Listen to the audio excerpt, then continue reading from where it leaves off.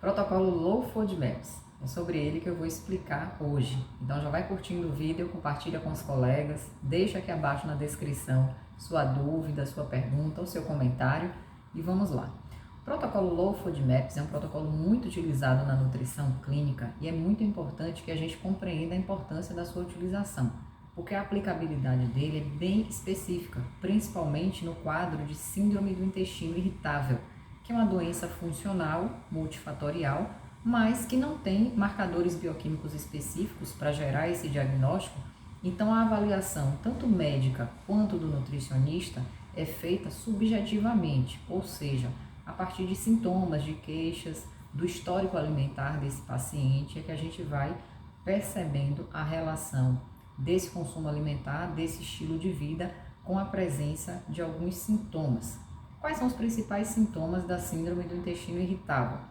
São sintomas gastrointestinais, em que a pessoa se queixa muito de distensão, cólica, gases, oscilações do ritmo intestinal. Então é muito comum que o paciente oscile entre a obstipação e a diarreia de maneira inexplicável.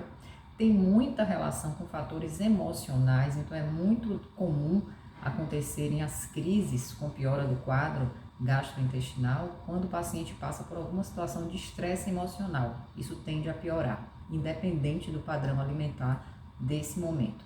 Mas é importante a gente entender que o protocolo Low FODMAP é muito bem aplicável nessas situações, porque o protocolo Low FODMAP ele é composto por fontes alimentares de carboidrato que tem uma baixa concentração de carboidratos que são altamente fermentáveis. Por isso a sigla FODMAPs, que são os fruto-oligosacarídeos, os disacarídeos, monossacarídeos e os polióis.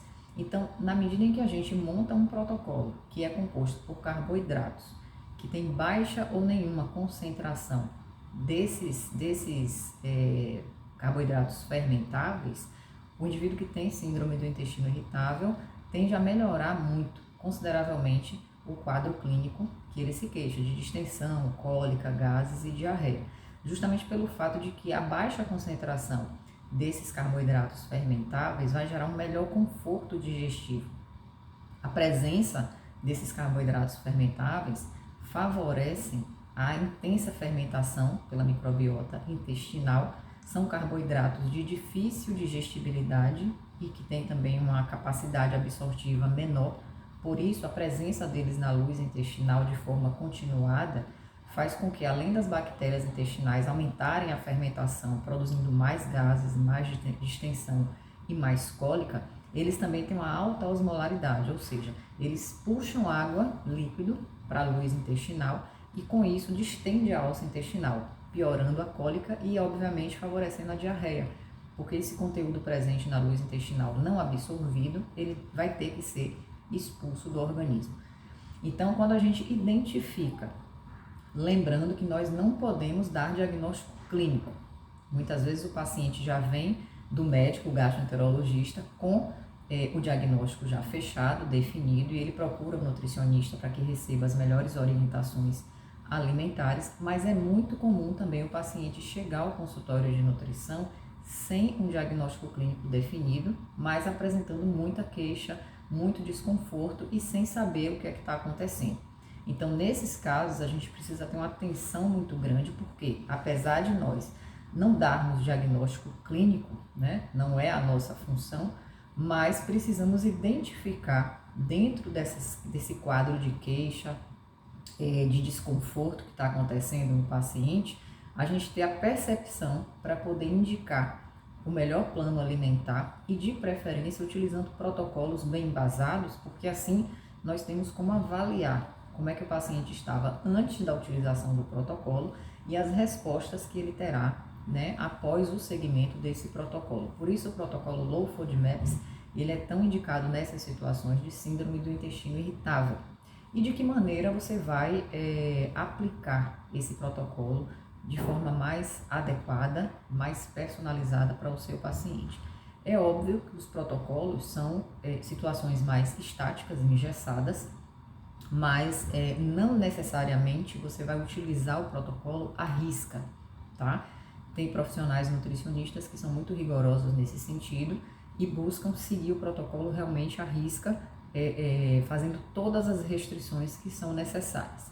Porém, como é um quadro muito subjetivo e ele vai se apresentar de acordo com cada paciente, a gente precisa, para traçar uma estratégia personalizada, identificar quais são essas peculiaridades que cada paciente apresenta e com isso a gente fazer adaptações nesses protocolos já prontos. O que é que isso significa? Eu tenho que fazer um inquérito alimentar muito detalhado, tá? Bem detalhado mesmo, associando o relato desse inquérito alimentar à presença, intensidade e frequência das queixas, certo? Isso é muito importante. E a partir disso, eu vou fazer a adaptação desse protocolo de acordo com o que o paciente apresenta. Então, muitas vezes não há necessidade de aplicar um protocolo tão rigoroso, tão completo, considerando que o paciente apresenta intolerâncias pontuais a determinados alimentos. É óbvio, a gente tem que seguir o princípio, né, da exclusão desses carboidratos que foram citados.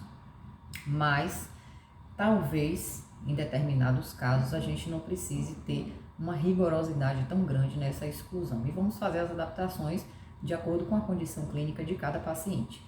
Mas nesse caso, a gente vai fazer as exclusões básicas, tá? Em média de 4 a 6 semanas.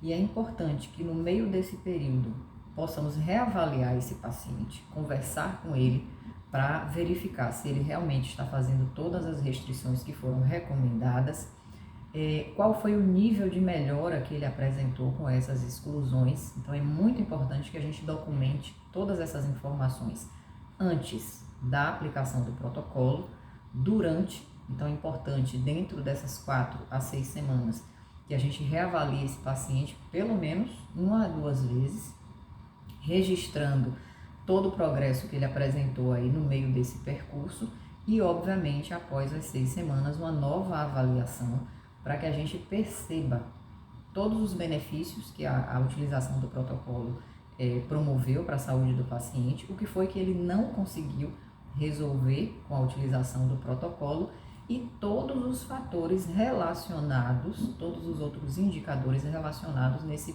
processo aí, que é a avaliação de exames bioquímicos, os exames gerais, obviamente, tá? Até porque, como eu falei no início do vídeo, não existem marcadores bioquímicos específicos, nem para o diagnóstico, nem para o acompanhamento do tratamento da síndrome do intestino irritável. Mas é óbvio, existem outros marcadores bioquímicos que a gente precisa utilizar, acompanhar no nosso paciente, independente do caso clínico. Então, avaliar os dados bioquímicos antropométricos, existiu mudança de composição, de massa corporal, principalmente um ponto importante de circunferência abdominal, porque é muito comum quando os pacientes estão na fase de crise da síndrome do intestino irritável, eles apresentarem muita distensão abdominal. E com o passar do tempo, na medida que a gente exclui esses alimentos que são altamente fermentativos, ele tende a reduzir a medida dessa circunferência, que é um fator muito positivo.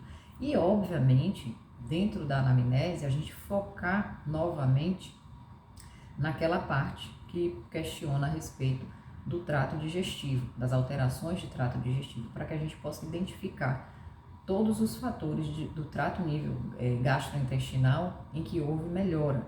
Então, distensão, cólica, gases, a alteração do ritmo intestinal, né? Essas mudanças que aconteceram. Então, é importante utilizar a escala de Bristol em todas as fases aí desse processo, para que a gente saiba exatamente qual é o tipo de fezes que esse paciente está apresentando antes, durante e após a aplicação do protocolo, dentre outras perguntas importantes dentro da anamnese que a gente precisa repetir, revisitar daquela anamnese anterior para verificar e comparar esses dados para perceber até que ponto esse paciente realmente evoluiu positivamente com a utilização desse protocolo Low FODMAPs. Recomendo fortemente que todos os nutricionistas que ainda não tiveram experiência em atender pacientes com síndrome do intestino irritável e utilizar o protocolo Low FODMAPs, que estudem, busquem as melhores referências, artigos. Na própria literatura a gente tem boas referências, né, que explicam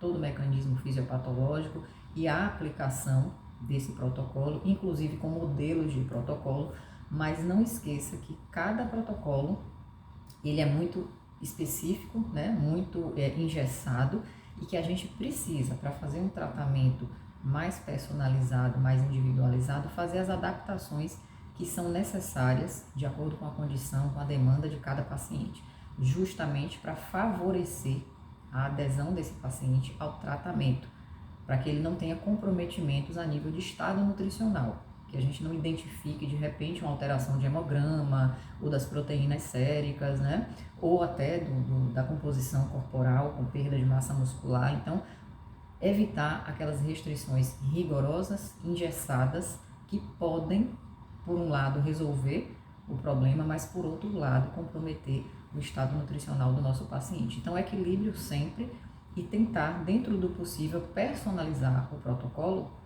de acordo com a necessidade que o seu paciente traz, de acordo com o estilo de vida dele. Espero que esse vídeo tenha contribuído para o aprendizado de vocês e que vocês possam, a partir de agora, buscar se capacitar mais nesse assunto, nesse conteúdo, porque a presença de síndrome do intestino irritável hoje, a prevalência é muito grande, existem muitas pessoas com esse problema que vão nos procurar no consultório para buscarem um alívio, né, desses sintomas, desse desconforto, uma melhora da qualidade de vida, e nós precisamos, obviamente, estarmos preparados para receber esses pacientes com esse embasamento aí teórico mínimo, né, para que a gente possa conduzir da melhor forma esse tratamento. Então, um grande beijo e até o próximo vídeo.